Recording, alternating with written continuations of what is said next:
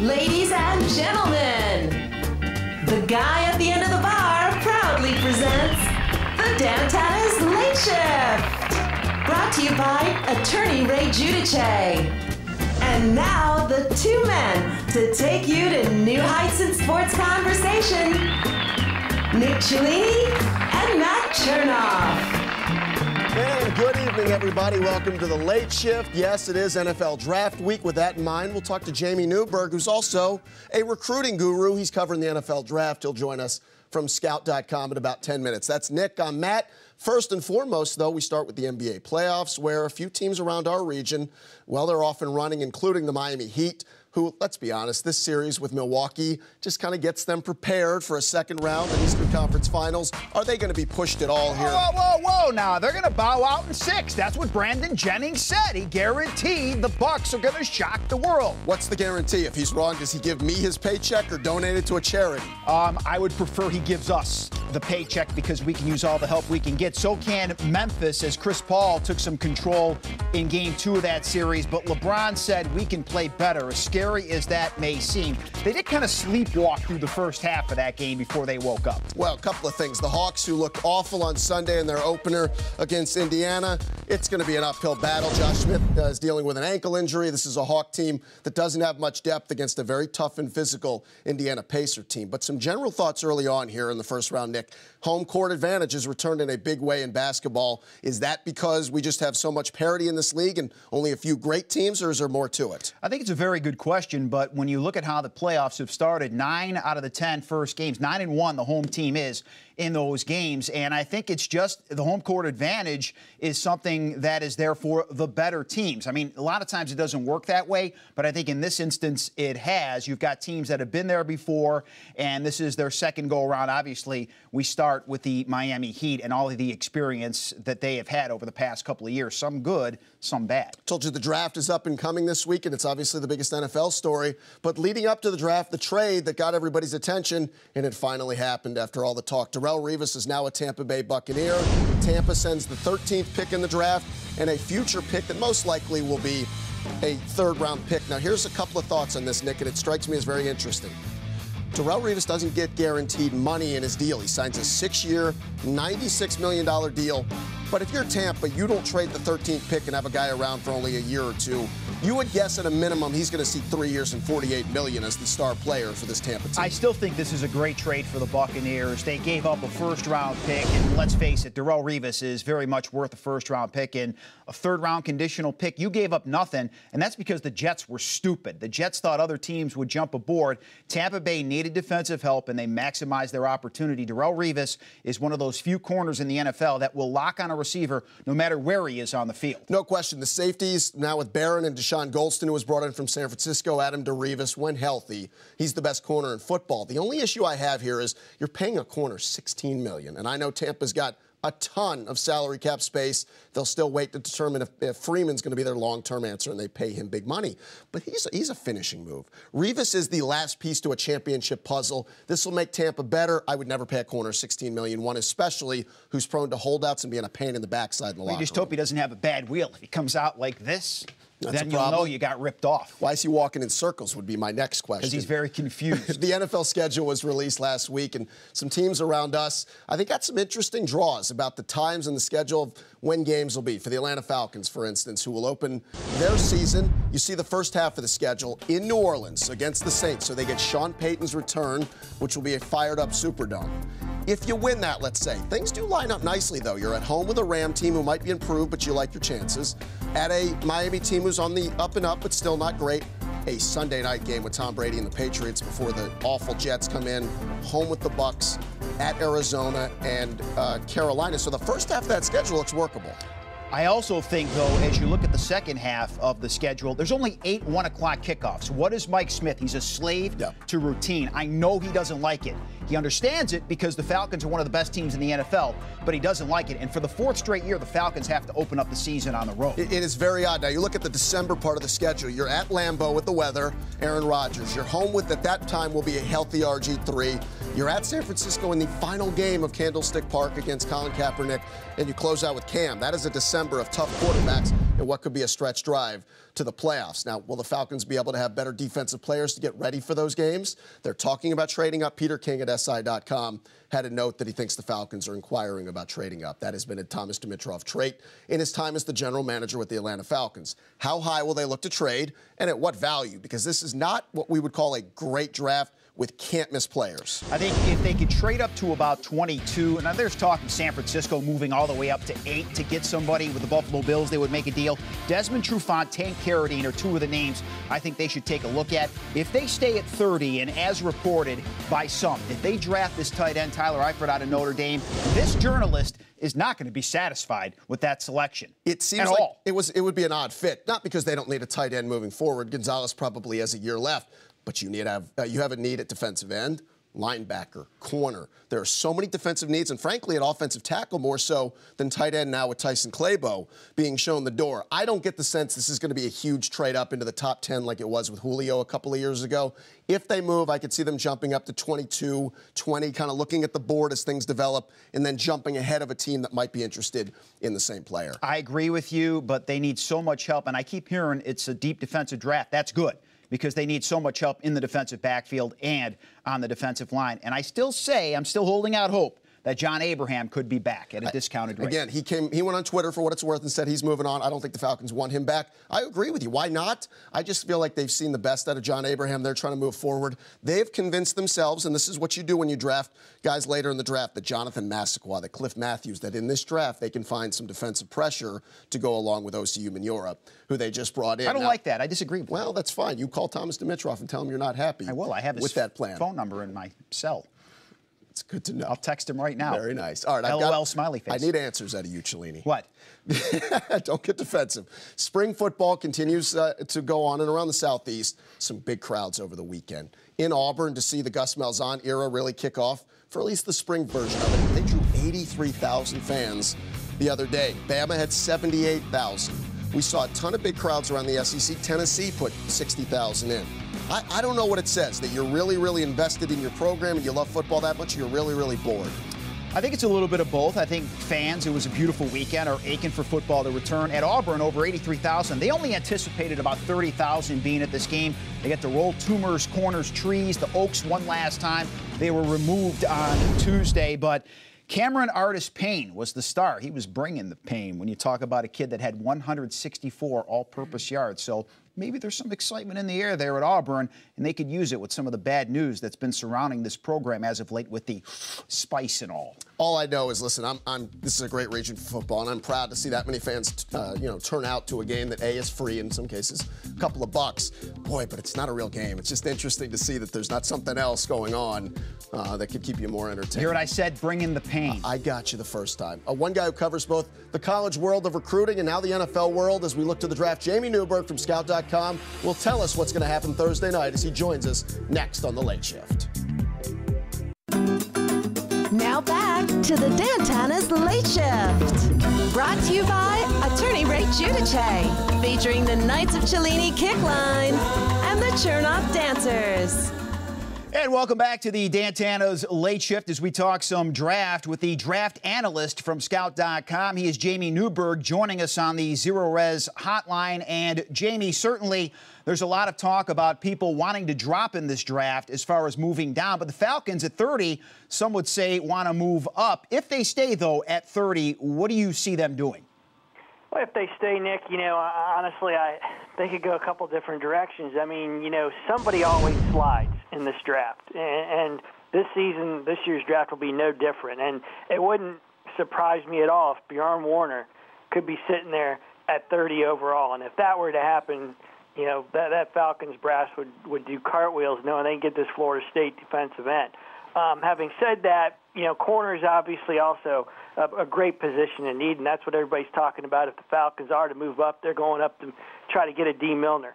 So I have a feeling if they stand pat at 30 or even move back into the second round, they're going to get a good corner. There's plenty to be had in that area of the draft. DJ Hayden, perhaps Desmond Trufant from Washington slides, Jamar Taylor from Boise State, and, of course, Jonathan Banks from Mississippi State. So if they stand pat at 30, I look for a defensive end that falls to them, or they go corner. Jamie, let's talk about the Dolphins. Our friends down in Miami watching have to be very excited about the offseason, a lot of activity. What do you see at 12? What kind of direction could they go? I think they're going to try to go up, Matt. I honestly believe with what they've done in free agency, now they want to go out and get an offensive tackle. And, let's face it, Eric Fisher, Luke Jokel, probably 1-2 off the board. Then you got Lane Johnson at Oklahoma, and he could go as high as number 4 to Philadelphia. So they got a bunch of picks. They could be very aggressive. They have a lot of ammunition. They can package it all up, try to get into that top 5 area, and see if they can grab Lane Johnson. If not, you're looking at the possibility of a defensive tackle there, maybe a Sheldon Richardson, maybe a Star Lutulele, and, of course, they could go corner. Depending what happens with D. Milner, does he slide to them at 12, or do they take a shot with an Xavier Rhodes or Desmond Trufant? Well, we just saw some video of some very aggressive Miami Dolphin cheerleaders. And speaking of aggressive, Jarvis Jones was very aggressive on the field for Georgia. But is he dropping as draft day nears? Yeah, I think it's crazy. In my opinion, guys, I think he's the best pass rusher in this draft. He was the best player in the best league, that is the SEC, for 2 consecutive seasons. I know about the spinal stenosis, but if you're cleared medically, why don't you go out and get this cat? I mean, don't worry about what he did or didn't do at his pro day and at the testing. I mean, he is just not going to be one of those guys that blows you away, with a 40-yard dash or a vertical jump. But what he does on film does not lie. And I think it's crazy to see him in some of these mock drafts sliding all the way to 17 to Pittsburgh. Obviously, New Orleans at 15, switching schemes to a 3-4 under Rob Ryan. They would love to get a pass-rushing outside linebacker so he could slide to the Saints at 15. Of course, the Jets could use him at 13 or 9. And I'm hearing teams like Detroit and like Cleveland and obviously the Eagles and Jacksonville who run that kind of scheme as far as looking for that pass-rushing 3-4 outside backer could be a likely destination spot for Mr. Jones. Again, I think he's the best pass rusher in the draft, and teams are crazy if he gets out of the top 10. Jamie, it's a strange draft for quarterbacks. You could eventually take the same guy you like in the first round at the top of the second round. With that in mind, everybody seems to think Geno Smith is the best of the group. Am I nuts to think Jacksonville could make a play at 2, or do you see him sliding further back in the top 10? 2 overall, I don't see it happening. And the closer we get to this thing, it seems like Eric Fisher could be the guy they grab at 2. And the couple of the last mocks I've done, I have him going with Barkevious Mingo as a pass rusher who could play that Leo linebacker spot in the 3-4. It's interesting. I was down in Bradenton over the weekend and spent some time with Chris Winkie at IMG. We had a passing tournament down there, and we talked about the quarterbacks. And, he groomed some of these guys, including Geno Smith and including Matt Barkley. And he thought the guy that was most ready to play right now was Matt Barkley. Geno still needs some work. But physically, Geno probably has perhaps more upside. But, when it comes to the NFL, it's about processing this information that you're getting at lightning speed and with this playbooks and the nuances of the defenses and everything. And Barkley's got the pedigree, so it's going to be interesting to see how this thing falls. I don't see Jacksonville 2 overall going quarterback, but it wouldn't shock me at all to see them use it at that position in the second round. No question about it. Well, let's talk about the Honey Badger. Is he still going to be around as the 4th round comes and goes? I know all it takes is one team. Could he go in round 3, as some are saying? I think there's a chance, Nick. I really do. I mean, he obviously has probably second-round talent, but obviously with all the red flags and baggage with the drugs and getting kicked off LSU's football team, that what GM, what coach is going to put their job on the line if they invest too much into Mr. Matthew? So I think you're looking at 4th, maybe 5th round. I think 3 might be a little early for him. So we'll see how it unfolds on Saturday and Sunday. I just don't see him being picked up Thursday or Friday. Jamie, lastly, let's talk about Eddie Lacy, who didn't have a great pro day. There's some that have questioned his speed. I don't know how much you read into pro day. You watched him at Alabama. You saw what he could do. I've seen Green Bay at the back end of the first round. Anybody else you see as a fit for Eddie Lacy in round 1? Well, I mean, the Bengals could use a running back, It's just, with their needs perhaps at right tackle now, linebacker, safety, they're in that prime area, to get Alec Ogletree or to get Kenny Vaccaro from Texas. Do they take a shot at Eddie Lacy at 20 or 21, wherever they're selecting, when they could perhaps get a Le'Veon Bell later on. So I have a feeling he might slip out of the first round if Green Bay doesn't get him at their selection. But I think he has that first round potential. And you got to look really at 1 year of body of work. And he ran behind that great offensive front, which hey, how misleading is that? You're running behind, DJ Fluker and Barrett Jones and Chance Warmack for 14 weeks. But again, didn't test well. Obviously didn't test up in Indianapolis at the NFL Combine, and that is certainly knocking him down a little bit. But he's going to be a top 40 selection most likely. And, the Rams are another possibility with their 2 selections. So it'll be interesting. I think he's one of the storylines, that position, one of the storylines in the first and second day. All right, Jamie, we appreciate the time. We'll talk to you down the line. There is Jamie Newberg from Scout.com analyzing the NFL draft. When we come back, it was a different weekend, to say the least, in Boston. We'll bring you some of the highlights when we come back here on The Late Shift.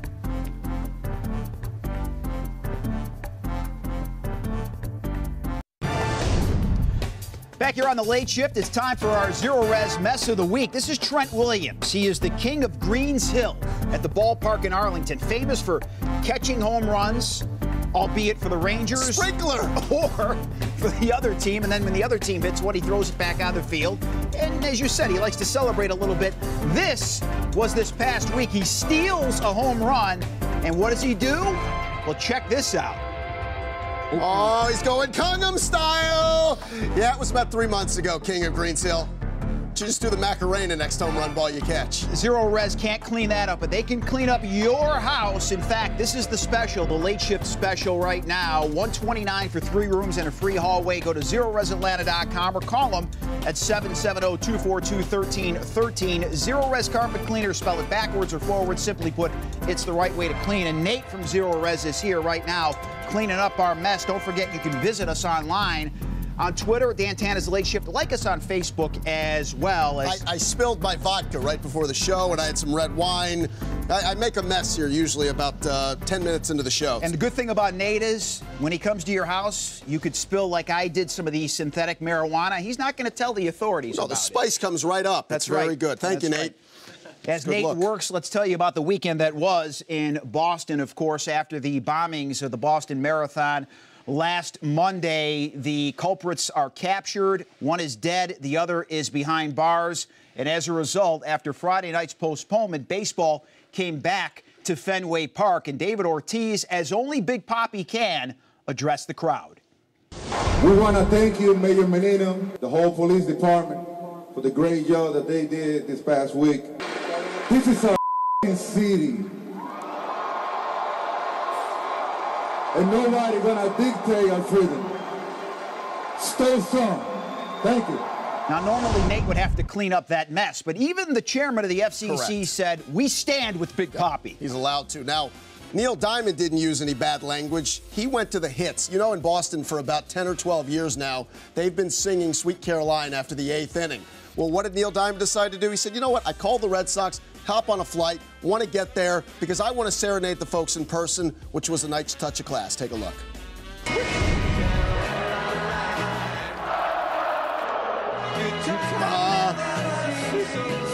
So good, so good, so good. He looks not so good. Neil Diamond should call Zero Res, clean up his waistline a little bit there. This is a nice gesture. I know, not exactly in touring shape, but again. But he's like 70. An outstanding gesture. And we've seen him in concert, yes, we have. Leads me to believe he wears a girdle. We went together without anybody else, just the two of us. We had some dessert. Nate knows what I'm talking about back here. Anyway, Carmelo Anthony and Paul Pierce, also prior to the Celtics taking on the Knicks in Game 1 at Madison Square Garden, they addressed the crowd too. Yeah, they were just, again, thanking everybody. And this is a great time when New York and Boston realize it's a sports rivalry, but New York has done a great job of not only playing Sweet Caroline at the Yankees game at Yankee Stadium, these two teams and these two cities standing together. It was really a touching weekend after what the world, and especially Boston, had been through. And when you're on lockdown, like the city of Boston was for about a day, once they're allowed to come out, it turns into Bourbon Street. It was a party up and down, Yawkey Way outside of Fenway Park in every place, as as the Boston faithful were thanking police officers. From what I understand, everything was locked down except for Dunkin' Donuts. Hey, you know what? Everybody needs to have themselves a crawler at some That's time. right. It makes you feel better about yourself.